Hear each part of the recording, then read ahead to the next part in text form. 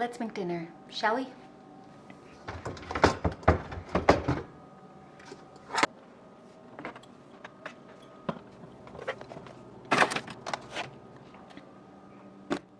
Tonight I'm making what I call lazy lasagna, and I am doing it slightly different than I normally do. So I think I may have somewhere on the channel made this before, a lazy lasagna. And I will tell you the things that I'm doing differently and how we're doing it tonight. We're just trying to use what we have and yeah, and get dinner on the table. Okay, you saw me take out, what I took out from the fridge was cooked ground beef. I have in the freezer some broccoli slaw. This is, honestly, I just took it from this package we had it in. We made spring rolls and didn't use up the entire broccoli slaw, so we just closed with the bag and put it in there like that. So I'm gonna put some of this in as well, just for some added vegetables, but I know that if I put it in this way, even though it's sliced small, like coleslaw or, you know, broccoli slaw, my little one will find the pieces and try not to eat it. So what I'm going to do is blend it up. I'm gonna do about half of this canned, so we still have some big chunks of tomato. I think they won't mind that, but break it up a little bit too. So I'm gonna dump that in the NutriBullet as well.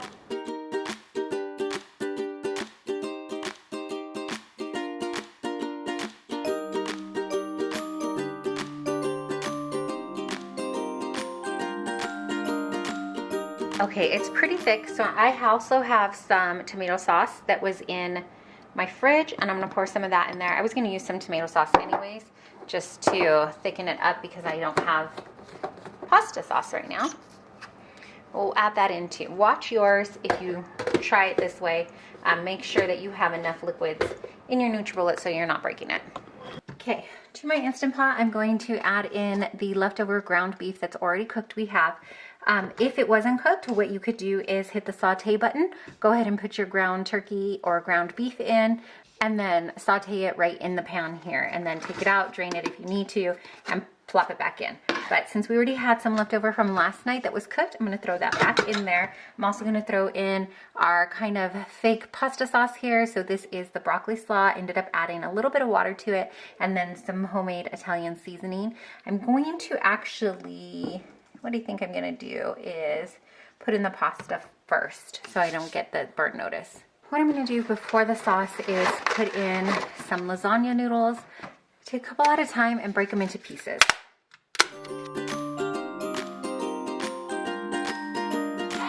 Okay, that was about half the box there. So I'm gonna go ahead and put in the start of my sauce, and then I filled this up about halfway through with water. I'm gonna give it a good shake, get all the sauce out. Normally when I use a bottle of pasta sauce, I'll go ahead and throw the whole pasta jar in here and then fill that up with water, give it a good shake, and put that in there too, because you're gonna need the extra water to cook up the pasta noodles. So I'm gonna put that in and just kind of eyeball and see if it's gonna need more sauce anywhere. You wanna make sure your noodles are covered by the liquid so that they cook. Add a little bit more. I think I'm gonna add a little bit more tomato. Go ahead and add the rest of the tomato jar in there, diced tomatoes. Put a lid on this and get this going. I normally do it for 5 minutes, but I'm gonna do 6 because this is not ready to cook pasta, like no boil pasta. This is just regular pasta noodles. So 6 minutes.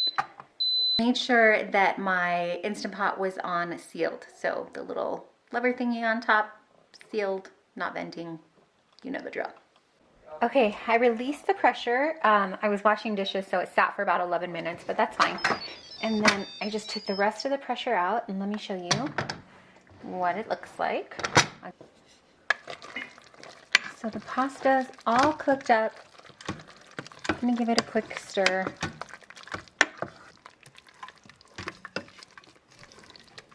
Now normally I would put in cottage cheese at this point for some extra protein, and we use that instead of ricotta, but I don't have any cottage cheese right now. So I'm going to give it to the kiddos and everybody, actually not just kids, just like that, and then I'm just gonna sprinkle some cheese on top of it. Popping in real quick to realize that I never did the intro. So really quickly, if you're new here, my name is Elena, homeschooling mama to 3 kiddos, and I'm gonna show you what we make for dinner in a few days out of the month. I was gonna do this for like 1 straight week, but to be honest, I sometimes forgot to pick up the camera. So I'm just gonna show you a couple random days in our month and food that we made that was kind of quick and simple. And as you can see from the last meal, things that I just put together with what I had on hand.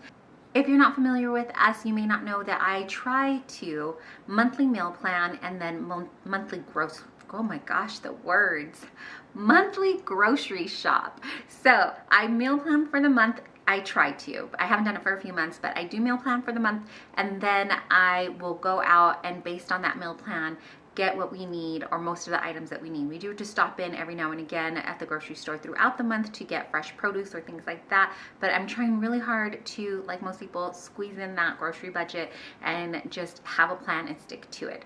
And then I thought I would just share with you, based off those grocery shops and meal plans, some of the meals that we're making. Okay, I'm running a little behind on dinner today, or not really behind. It's 3:30 and I wanted to have it in earlier. That's all I mean. So I have my slow cooker down here. Into it, I'm going to add a whole can of fire roasted tomatoes. This is a large one, 28 ounces. We're making no bean chili. I don't think I said that. So to my slow cooker is going in the diced chilies, sauce and everything. I'm gonna put a little water in the can just to get every last bit of flavor out. I also had some chopped up sweet potatoes. It looks like it was about roughly 342 grams in my freezer. I had them sitting out so they could soften up just a little, so it wouldn't be one big giant blob of like chunk of sweet potatoes. So I threw that in. Yes, I went ahead and cubed them with the skin on, so that tells me that they were probably organic ones and I scrubbed them, but take them off, leave them off, take them off, leave them on, whatever your preference is. I have a pound of cooked ground beef here. I'm gonna toss that in. I don't have any fresh onion right now, so I'm gonna put some of this chopped onion in. Put in some minced garlic. Oh my gosh, it's stuck. We buy this one from Costco that's already minced and done for you. If you have fresh garlic, even better. I'm gonna put in 2 heaping tablespoons of garlic because it's delicious. To this, I'm gonna add in some paprika. I don't measure, I'm just gonna kind of eyeball. I'm not gonna add chili powder because my kids are a little bit sensitive to that. And then I'm gonna add oregano, but I've gotta go get it down because we just ran out. I buy oregano in the large bag here. I get it from Azure, and then I fill it up in one of these smaller mason jars because this is a seasoning that I use quite a bit. So I'm just gonna put a little in. I feel like oregano it needs to be closed carefully, but also a little goes a long way. Oh, it smells so good already. And then I am out of broth right now, so I'm gonna use some of this Better Than bouillon and add more water to it. So maybe a tablespoon and a cup of water. I'm gonna give it just a quick stir here. You could also add in bell peppers if your kiddos will eat bell pepper. I don't know if my youngest will allow that today. If you do corn, you could throw corn in your chili. However you see fit, whatever is comfortable for your family, right? So I'm gonna let that go in my slow cooker just to get all the flavors together. And then we will probably serve it up with tortilla chips and all the fixins. So we have guacamole, we have sour cream. We don't use sour cream, I'm lying. We use Greek yogurt. I'll show you when we serve it up. I almost forgot, I have some shredded yellow squash that I had laid out on parchment paper and then broke up and froze. So I'm gonna put some of that in there too, just to get some extra veggies in. So this is, I don't know, maybe it would be a cup. We're gonna nestle that all snug in there too.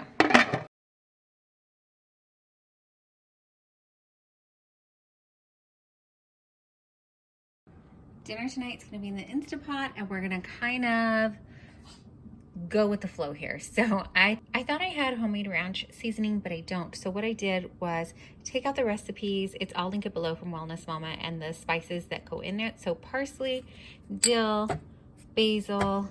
It calls for onion powder, I think, but we've got some chopped onion here, and then garlic as well. And then in here I have about 2 pounds of chicken in a cup of water. So I'm gonna sprinkle all this in. I'm not gonna measure, I'm just gonna kind of eyeball, throw it in there and hope for the best. So I threw in some garlic. I threw in quite a bit of garlic actually, but can you ever have too much? I mean, I guess you could, but not in this household. So there's the onion. Here's parsley. We're trying to make a bacon ranch chicken. I don't think I mentioned that. Here's some dill.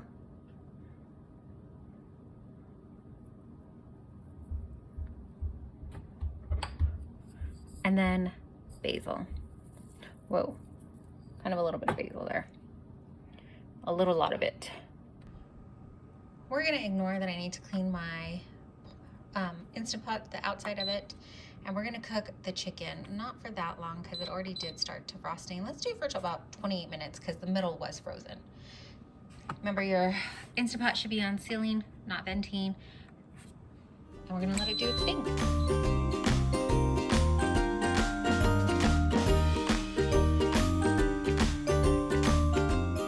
Here's what we're looking at after 10 minutes. So I'm gonna give the bacon a flip here.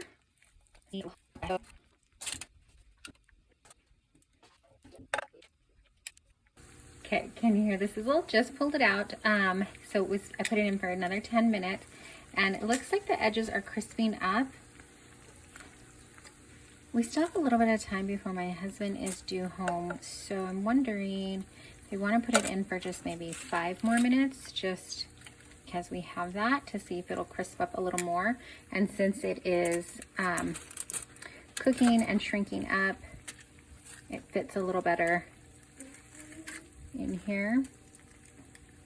Let's do that. Let's put it in for like another 5 minutes just because we have the time. I mean, we are crunched for time, but the kids have given me a little grace period here, so let's try that. Okay, I think those last 5 minutes were like perfect. So I'm gonna let this drain. I'm gonna put it on paper towel, let it drain a little bit before I put it on the sandwiches, but we're gonna serve dinner now. Since we didn't have any cream cheese, which is normally what I mix in with the chicken, I just went ahead and put some like shredded cheese that we have here. This is actually raw cheese that we get from Azure. So I put that on, and then I just cut the bacon in half to make it fit on the burger patty, or fit on the hamburger bun a little bit better. And then there's just a little bit of mayo, the olive oil mayo that we got in our Costco haul. And then I did, yesterday we went out, I had to pick up a white elephant gift for my son, so I also grabbed some hamburger buns. So this is what's for dinner tonight. I didn't make a side. I'm so bad at making side dishes, but corn, like a corn and black bean salad, I think would be really great for this. And it would be super easy if you had like canned ones. In fact, I did just go ahead, mix up a can of tri-beans and corn and made a little side here for them. My little man, before I mixed them together, I just served him corn because he doesn't like beans. I have my trivet in my Instant Pot, and I'm just gonna add a cup of water. If you have broth, broth would be great in here too, but I just have water right now. I don't have any broth made. So I'm gonna put a cup in there, and then I'm gonna add my potatoes and cauliflower at the same time.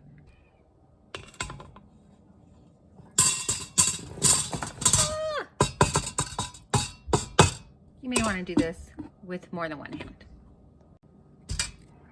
I finally found a helper, and because I was too lazy to set up my tripod, we're gonna put the cauliflower into, I'm gonna put the lid on, and we're gonna cook it for about 6 minutes.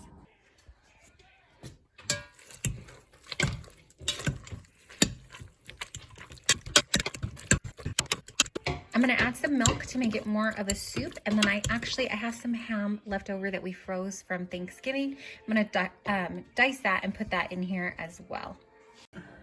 I added some salt to taste, and this ham is frozen. I just diced it up.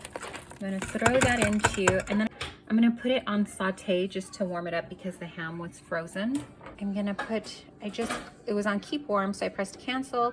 Then I'm gonna hit saute and get that bubbling. And I'm also gonna put in some of this chickenless seasoning salt from Trader Joe's. So it's salt, onion powder, turmeric, and garlic powder.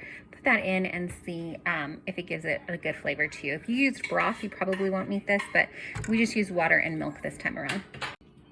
And I don't measure, I'm just putting it in and tasting and kind of just eyeballing. Okay, I went and put some black pepper on mine, and then we have some green onions, so I did that too. You could also put a dollop of sour cream if you'd like, or we use plain Greek yogurt sometimes as well. And you can sub out the ham if you want. You could do sausage if you'd like, or something like that.